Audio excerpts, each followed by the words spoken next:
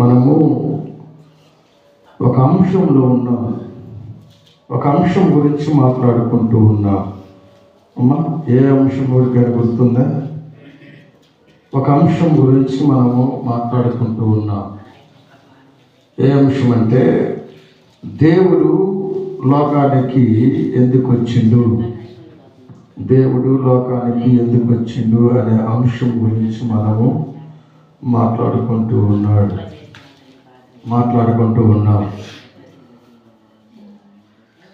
కొన్ని సందర్భాలు ఇంతకుముందు భాగంలో మనం మాట్లాడుకొని ఉన్నాం. ఇంకా కొన్ని ఉన్నాయి, అది తర్వాత మాట్లాడుకుందామని చెప్పేసి నేను చెప్పటం జరిగింది. ఆ అంశంలో దేవుడు ఈ భూమి మీదకి రావడానికి గల కారణము ఏంటి అనే విషయాల్లో మనము మాట్లాడుకుంటూ ఉన్నాం. యోహాను సువార్త 6వ అధ్యాయం, యోహాను సువార్త 6వ అధ్యాయం 32వ వచనం. కాబట్టి యేసు పరలోకము నుండి వచ్చు ఆహారము మోషే మీకు ఇయ్యలేదు, నా తండ్రి పరలోకము నుంచి వచ్చు నిజమైన ఆహారము మీకు అనుగ్రహించి ఉన్నాడు. ఇజ్రాయేల్ ప్రజలతో ఆ రోజు యేసు ప్రభు వారు మాట్లాడుతున్నటువంటి మాటలు, మీ పితరులు పరలోకము నుంచి వచ్చే ఆహారము మీ పితరులు తిన్నారు కదా.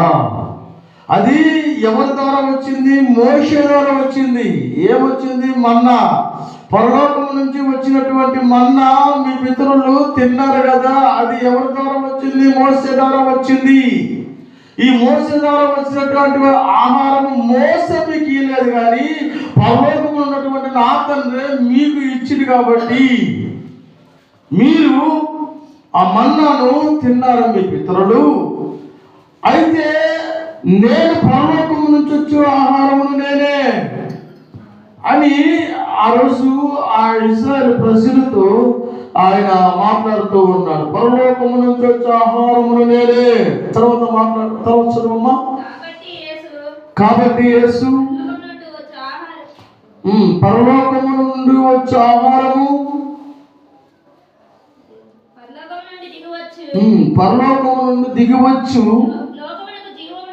లోకమునకు జీవమునిచ్చు దేవుడు అనుగ్రహించు ఆహారమై ఉన్నది మీతో నిశ్చయముగా చెప్పుచ్చు ఉన్నానని చెప్పాను. చదువు నుంచి. కావున వారు, ప్రభువా, ఈ ఆహారము ఎల్లప్పుడూ మాకు అనుగ్రహించుమని అని ఇప్పుడు యేసు ప్రభు వారికి అక్కడ ఉన్నటువంటి ప్రజలకు జరుగుతూ ఉన్నటువంటి సందర్భం ఇది. యేసు ప్రభు వారు అక్కడ ఉన్నటువంటి ప్రజలతో మాట్లాడుతూ ఉన్నాడు. ఏమని మాట్లాడుతూ ఉన్నాడంటే, పరలోకం నుంచి వచ్చేటటువంటి ఆహారం మీ పితరులు అయినటువంటి ఇశ్రాయేలు ప్రజలు అరణ్య ప్రాంతంలో నడుచుకుంటూ వస్తూ ఉన్నప్పుడు ఐగుప్తు దేశం నుంచి వాళ్ళు తిన్నటువంటి మన్నా అది మోసే ఇయ్యలేదు, మోసే మీకు అది అనుగ్రహించబడలేదు. అది ఎవరి ద్వారా వచ్చిందంటే పరలోకంలో ఉన్నటువంటి నా తండ్రి అది మీ పితరులకు ఇచ్చినప్పుడు మీ పితరులు దాన్ని తిన్నారు. అయితే ఇప్పుడు ఈ పరిస్థితిలో ఈ సందర్భంలో పరలోకము నుంచి వచ్చే ఆహారమును నేనే అని ఇశ్రాయేలు ప్రజలతో మాట్లాడుతూ ఉంటే, ఇశ్రాయేలు ప్రజలు అంటూ ఉన్నారు, అయ్యా ఆహారం మాట్లాడియండి, మేము కూడా తింటాం. నువ్వు పరలోకం నుంచి వచ్చేటువంటి ఆహారం నేనేనని నువ్వు అంటున్నావు కదా, ఆహారము మాకు కూడా ఇవ్వండి, మేము కూడా తింటాము అని యేసు ప్రభు వారితో వాళ్ళు అంటూ ఉంటే, యేసు ప్రభు వారు చెబుతున్నటువంటి సందర్భం ఒకసారి చూద్దాం. అందుకు యేసు వారితో ఇట్లను, జీవాహారము నేనే, నా యొద్దకు వచ్చేవాడు ఏమాత్రము ఆకలి కొనడు, నా యందు విశ్వాసం ఉంచేవాడు ఎప్పుడును దప్పికి కొనడు. పరలోకం నుంచి వచ్చేటువంటి ఆహారము మాకు ఇవ్వమని మీరు అడుగుతూ ఉన్నారు కదా. పరలోకం నుంచి వచ్చినటువంటి ఆహారము నేనే, జీవము నేనే, జీవాహారము నేనే. పరలోకము నుంచి అంత మహిమ గలటువంటి దేవుడు, పరలోకంలో దేవుడి కాడ ఉండాల్సినటువంటి వ్యక్తి భూమికి ఎందుకు పేదవాడికి రావాల్సి వచ్చింది? యేసుప్రభు వారు భూమికి పేదవాడిగా వచ్చాడా, ధనవంతుడిగా వచ్చాడా? దేనికి రావాల్సి వచ్చింది? ఆయన అనుకుంటే ధనవంతుడిగా రాలేడా? ఆయన అనుకుంటే రాజగృహమును ఆయన కొట్టలేడా? ఆయన అనుకుంటే అన్ని సంపాదించుకోవడానికి చేతగాక పేదవాడిగా రావాల్సి వచ్చిందా? దేనికి ఆయన పేదవాడిగా రావాల్సి వచ్చింది? ఒకసారి మనము 2 కొరింథీ పత్రిక 2 కొరింథీలోనికి వెళితే 8వ అధ్యాయం. ఎందుకు పేదవాడికి రావాల్సి వచ్చింది? దేనికి పేదవాడికి రావాల్సి వచ్చింది? రావాల్సినటువంటి అవసరము ఏముంది? 9వ వచనం చదవండి ఒకసారి. మీరు ప్రభువైన యేసుక్రీస్తు కృపను ఎదుగుదురు కదా.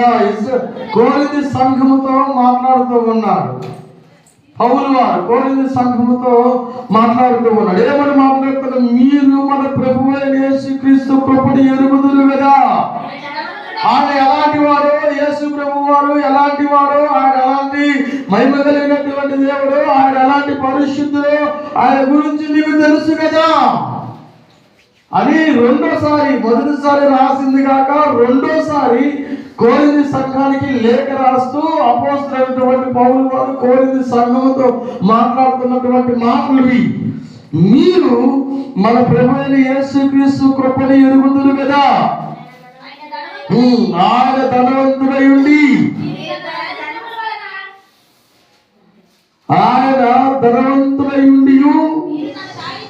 మీరు తన దారిద్ర్యము వలన ధనవంతులు కావాలనని మీ నిమిత్తము దరిద్రుడు ఆయన.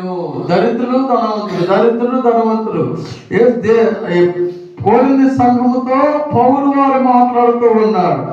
యేసు ప్రభు వారు పశువుల పాకలో దేనికి పుట్టాల్సి వచ్చింది? యేసు ప్రభు వారు అంత దీనుడిగా ఎందుకు రావాల్సి వచ్చింది? యేసు ప్రభు వారు అంత పేదవాడిగా ఈ భూమికి ఎందుకు రావాల్సి వచ్చిందని కొరింథీ సంఘముతో అపోస్తలుడైనటువంటి పౌలు వారు మాట్లాడుతూ ఉన్నాడు. ఏమని మాట్లాడుతూ ఉన్నాడంటే, మీరు మన ప్రభువైన యేసుక్రీస్తు కృపను ఎరుగుదురు కదా. ఆయన ధనవంతుడై ఉండి మీరు దరిద్రులై ఉన్నారు.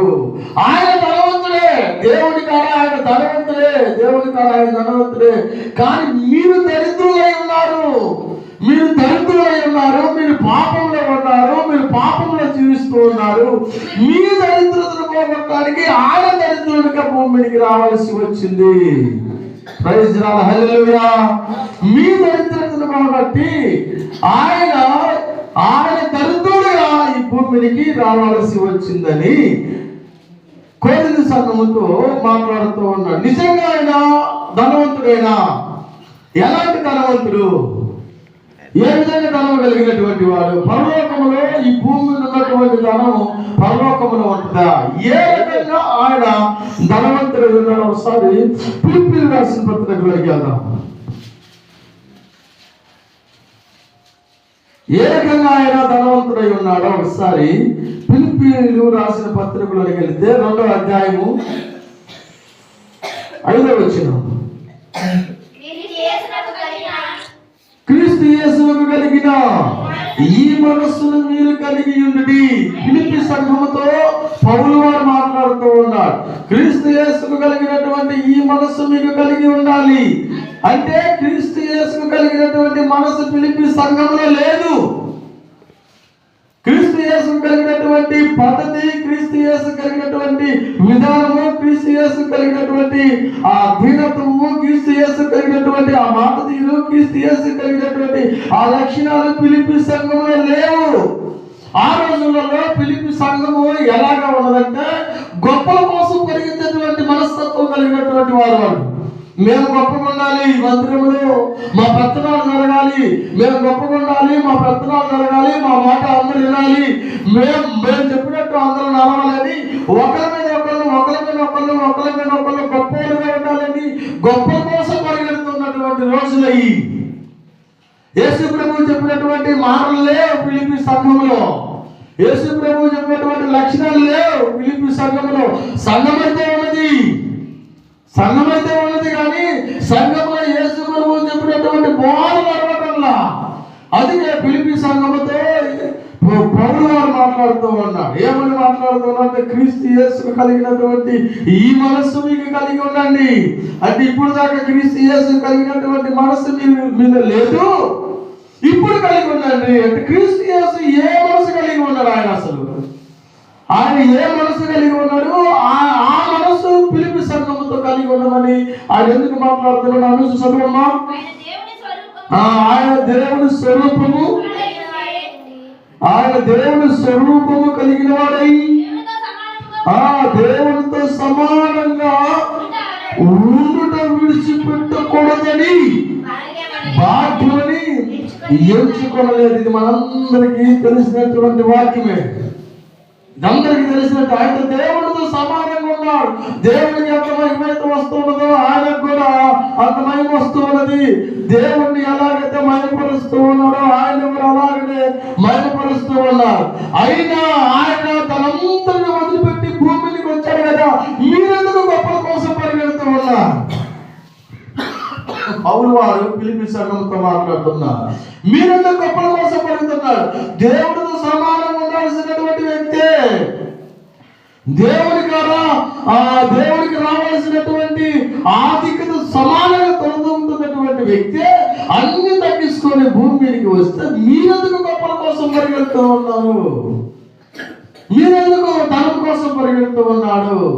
మీరెందుకు మా మాట జరగాలి, మా మాట ఉండాలి, మేము చెప్పినట్టు జరగాలి, మా మాట అందరూ వినాలి, మా పత్రాలు జరగాలని మీరెందుకు లోకమై పరిగెడుతూ ఉన్నాడని పౌలు వారు ఫిలిప్పీ సంఘముతో రాస్తూ ఉన్నాడు. మీరు ఇలా ఉండకూడదు. దేవుడు నమ్ముకున్నటువంటి వారు, దేవుని విశ్వసించేటువంటి వారు, దేవుణ్ణి మాట వినేటువంటి వారు, ఆయన చెప్పినటువంటి మాట ప్రకారం జీవించాలి కానీ లోకంలో ఉన్నటువంటి ఆశల ప్రకారం మీరు జీవించకూడదని ఫిలిప్పీ సంఘంతో మాట్లాడుతున్నాం. ఒకసారి మత్తయి సువార్త మొదటి వచనంలో వెళ్తే ఆడ మనకు కొంతమంది మనుషులు కనపడతారు. 2 క్యారెక్టర్లు కనపడతాయి. 25వ అధ్యాయము మొదటి వచనంలోనికి వెళితే అక్కడ 2 క్యారెక్టర్లు కలిగినటువంటి మనుషులు కనపడతారు.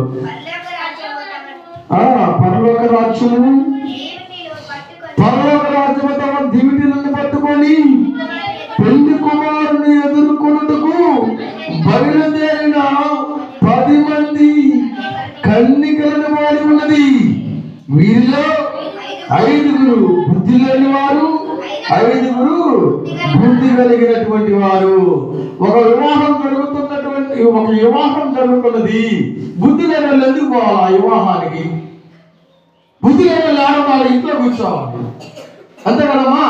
బుద్ధి లేని వాళ్ళు ఆడవాళ్ళు ఇంట్లో కూర్చోవాలి. బుద్ధి లేని వాళ్ళు పెళ్లికి పోవడం ఎందుకు? పెళ్లి కాలం మళ్ళా అవమానం పొందటం ఎందుకు, రావటం ఎందుకు? ఇలా ఏ పని అసలు పెళ్లితో? దేవుడు మాట్లాడు పరలోక రాజ్యము 10 మంది బుద్ధి కలిగినటువంటి కన్యకలతో పోలి ఉన్నది. 5 బుద్ధి కలిగినటువంటి వారు, 5 బుద్ధి లేనటువంటి వారు.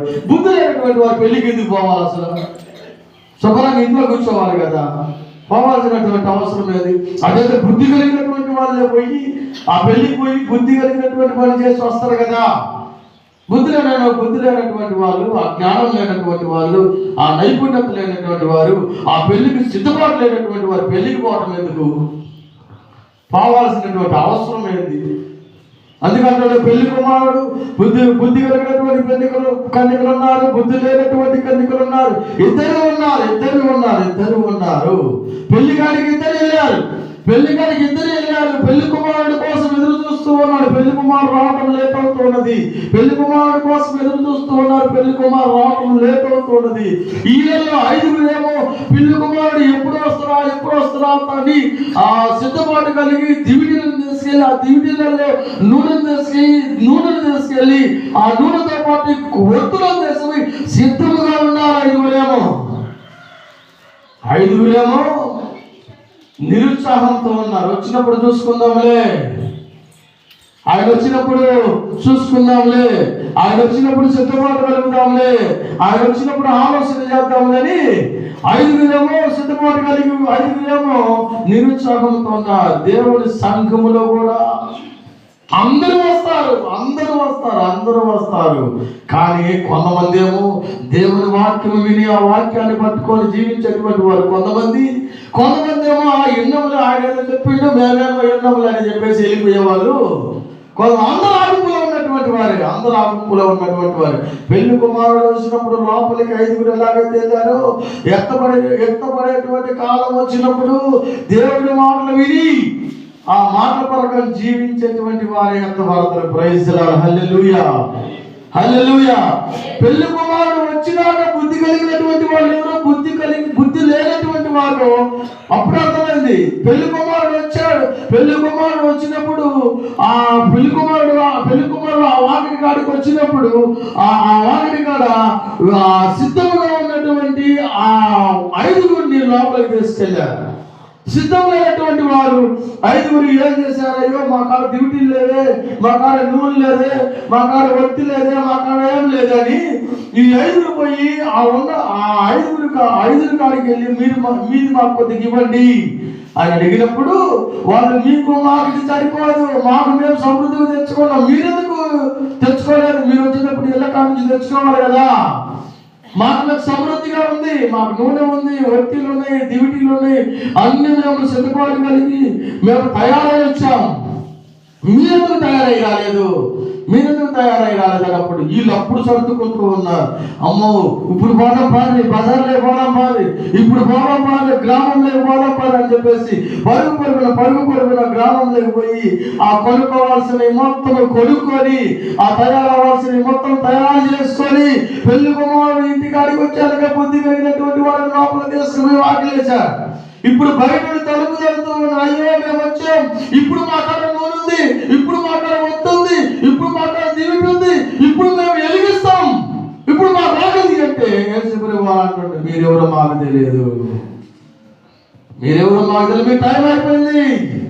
మీ టైం అయిపోయింది, మీరెవరో నాకు తెలియదని యేసుప్రభువు వారు అంటూ ఉన్నాడు. ఈరోజు సంఘంలో అందరూ ఉంటాం. బుద్ధి కలిగినటువంటి వాళ్ళు ఉంటారు, బుద్ధి లేనటువంటి వాళ్ళు ఉంటారు. ప్రతి ఒక్క సంఘంలో దేవుడి మాటను వినేటువంటి వారు ఉంటారు, వినలేనటువంటి వారు ఉంటారు. దేవుడి మాటను విని ఆ మాటను పట్టుకొని జీవించేటువంటి వారు ఉంటారు. దేవుడి మాటను విని ఆ మాటను వదిలేసి లోకంలో వారు జీవించేటువంటి వారు ఉంటారు. ఇద్దరు మిక్స్ అయి తిరుగుతూ ఉంటారు. ప్రతి ఒక్క సంఘంలో అలాగే జరిగింది.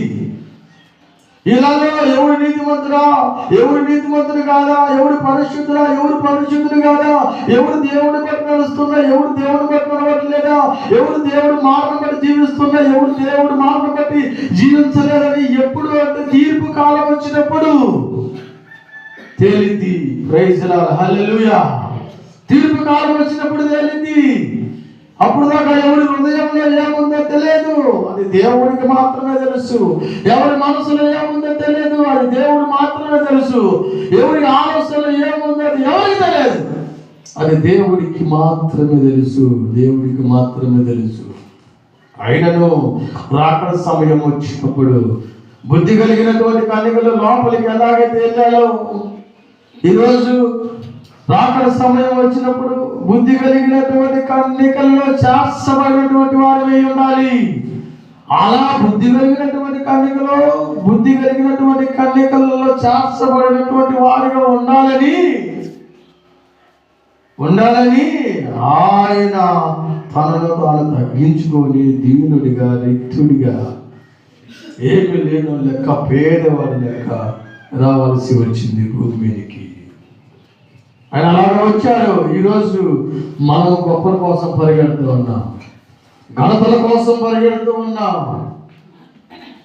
దేవుడి మందిరాలలో అలా ఉండకూడదు, పరిచర్యలు కూడా అలా ఉండకూడదని బుద్ధి కలిగినటువంటి కన్యకలతో దేవుడు మాట్లాడుతున్నటువంటి మాటలు. ఆయన భూమికి పాపుల కోసం వచ్చారు. ఆయన భూమి మీదకి లేఖనంలో ఉన్నటువంటి ప్రవచనాలు మొత్తము నెరవేర్చడానికి వచ్చారు. ఆయన భూమి మీదకి తనను తాను తగ్గించుకొని వచ్చాడు. ఆయన గొర్రెలకు మంచి కాపాడి లోకం ఆయన ఎంతో ప్రేమించాడు. ఆ లోకములో నువ్వు నేను ఉన్నాను. ఆ లోకములో దేవుడు తయారు చేసిన ప్రకృతి ఉంది. ఆ లోకంలో దేవుడు ఏర్పాటు చేసినటువంటి సమస్తం ఉంది. ఆ సమస్తంలో ఆయన ఇష్టానుసారంగా ఆయన చేతులతో నిర్మించుకున్నటువంటి నీవు నేను అందరూ పరలోక రాజ్యంలోనికి వెళ్ళాలని ఆయన పేదవాడిగా రావాల్సి వచ్చినటువంటి అవసరం ఉన్నది. మనము కూడా దేవుడి మందిరానికి వస్తున్నటువంటి మనము మనము తగ్గించుకొని దేవుడి మాటను బట్టి జీవించాలని నేను మీకు తెలియజేస్తూ ఈ వాక్యాన్ని నేను ముగిస్తూ ఉన్నా. దేవుడి ఈ వాక్యాన్ని దీవించును గాక. ఇక్కడ వచ్చిన మీ అందరికీ నా హృదయపూర్వకమైనటువంటి వందనాలు తెలియజేస్తూ ఉన్నా. ప్రార్థన చేసుకుందాం. ప్రేమ నమ్మకం కలిగినటువంటి మా ప్రియ పరలోకపు తండ్రి, స్తోత్రాలు ప్రభువా. సర్వాధికారి, సర్వోన్నతుడ, కృపగల రాజా, కృపగల తండ్రి, స్తోత్రాలు ప్రభువా, స్తోత్రాలు తండ్రి. నాయనా ఈ శనివారం ఉదయకాల సమయం మందు తండ్రి నారాధించుటకు, నేను స్తుతించుటకు, నేను మహిమపరుస్తున్నారు. నాయన ఎంత చక్కటి సమయాన్ని మాకు సమకూర్చినందుకు నీకు వేలాది స్తుతులు తెలియజేస్తున్నాము తండ్రి. నాయన సంఘాన్ని మీరు జ్ఞాపకం చేసుకోవాలి. సంఘములో ఉన్నటువంటి కుటుంబాలను మీరు జ్ఞాపకం చేసుకోవాలి. నాయన పండగ దినాలలో ఉన్నారు తండ్రి. నాయన ఖర్చుతో కూడుకున్నటువంటి రోజులలో ఉన్నారు తండ్రి. నాయన స్తోత్రాలు తండ్రి. ప్రతి ఒక్క కుటుంబానికి కావాల్సినటువంటి ఆర్థిక సహాయాన్ని మీరు దయచేయమని ప్రార్థిస్తూ ఉన్నాం. ఆయన ఏ కుటుంబం తండ్రి నాయన బాధతో ఉండకూడదు. ఏ కుటుంబం తండ్రి నాయన దిగులుతో ఉండకూడదు. పండుగ రోజుల్లో నాయన ఏ కుటుంబం శాంతకు మీరు సోదరులు రానికూడదు తండ్రి. ఆ రోజు ఏ ఇంటి చుట్టూ పరిశుద్ధాత్మ ఎలాగైతే కంచెగా వేసి ఆ ఇంటిని ఎలాగైతే మీరు కాపాడారు నాయన, అదే విధముగా తండ్రి సకల పాలు ఉన్నటువంటి ప్రతి ఒక్క ఇంటి చుట్టూరు కంచేయమని ప్రార్థిస్తూ ఉన్నాం. మీ రక్షణ ప్రతి ఒక్క ఇంటి చుట్టూరు మీరు ఉంచమని ప్రార్థిస్తూ ఉన్నాము తండ్రి నాయన. ఆయన స్తోత్రాలు తండ్రి నాయన, స్తోత్రాలు ప్రభువా. ఇక్కడ పాడు సంఘములు ఉన్నటువంటి ప్రతి ఒక్క విశ్వాసి తండ్రి నాయన ఏ విధమైనటువంటి బాధల్లో ఉన్నారో, ఏ విధమైనటువంటి దిగుల్లో ఉన్నారో, ఏ విధమైనటువంటి శోధనలో ఉన్నారో తండ్రి నాయన మీరు గుర్తిరిగి తండ్రి నాయన వాటన్నిటిని మీరు లయపరుస్తారు నాయన. ప్రతి ఒక్క కుటుంబంలో సమాధానాన్ని ఇవ్వండి. ప్రతి ఒక్క కుటుంబంలో సంతోషం ఇవ్వండి. సంఘంలో ఒకరి మధ్య ఒకరు ఐక్యతను పెంచండి. సంఘంలో ఒకరి మాటను ఒకరు వినేటువంటి కృపను దయచేయండి నాయన. సంఘంలో తాగులను మీరు దూరపరచండి, గొడవలను మీరు దూరపరచండి, తగాదులను మీరు దూరపరచండి నాయన.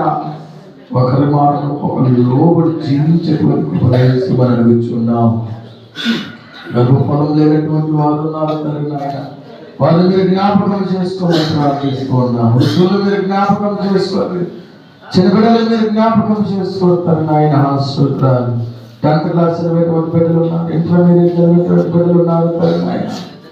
ఎగ్జామ్ తండ్రి నాయన నెలల్లో 2-3 నెలల్లో ఉంటూ ఉన్నది తండ్రి నాయన. వారికి కావాల్సినటువంటి జ్ఞానాన్ని మీరు దయచేయమని అడుగుతున్నాం తండ్రి నాయన. పోయిన సంవత్సరం కొంతమంది తప్పిపోవటం జరిగినది తండ్రి నాయన, మేము విన్నప్పుడు మాకు బాధేస్తుంది తండ్రి నాయన. ఈ సంవత్సరం తండ్రి నాయన ఏ ఒక్క బిడ్డ నాయన తప్పిపోవద్దు తండ్రి నాయన. ఇంటర్ కానీ 10th క్లాస్ కానీ ప్రతి ఒక్క బిడ్డ పాస్ అయ్యేటువంటి కృప నాయన, జ్ఞానాన్ని వాళ్ళకి ప్రోత్సహించమని ప్రార్థిస్తూ ఉన్నాం. దూర ప్రాంతంలో పనిచేస్తున్నటువంటి ప్రతి ఒక్కరిని మీరు జ్ఞాపకం చేసుకొని వాళ్ళు చేస్తున్నటువంటి పనిని మీరు ఆశీర్వదించండి, దీవించండి నాయన. వాళ్ళకు వచ్చినటువంటి ధనాన్ని వ్యర్థంగా పోకూడదు నాయన. సరిగ్గా కుటుంబాలకు వచ్చేటువంటి ఉపదేశించమని ప్రార్థిస్తూ ఉన్నాను. దైవ సేవకులుగా ఉంటున్నటువంటి మమ్మల్ని మీరు జ్ఞాపకం చేసుకొని సంఘము భయముతో భక్తితో ఉండి నాయన వారి మధ్య ఐక్యతగా ఉండేటువంటి జ్ఞానాన్ని మాకు మీరు ప్రసాదించమని, మాలో మీరు తగ్గింపును దయచేయమని ప్రార్థిస్తూ ఉన్నారు. వచ్చినటువంటి వారిని మీరు దీవించండి, ఆశీర్వదించండి. రానటువంటి వారిని మళ్ళీ ఒక సమయం మందు కలుసుకునేటువంటి కృప దయచేయమని యేసు నామములో ప్రార్థిస్తూ ఉన్నాను తండ్రి. ఆమేన్.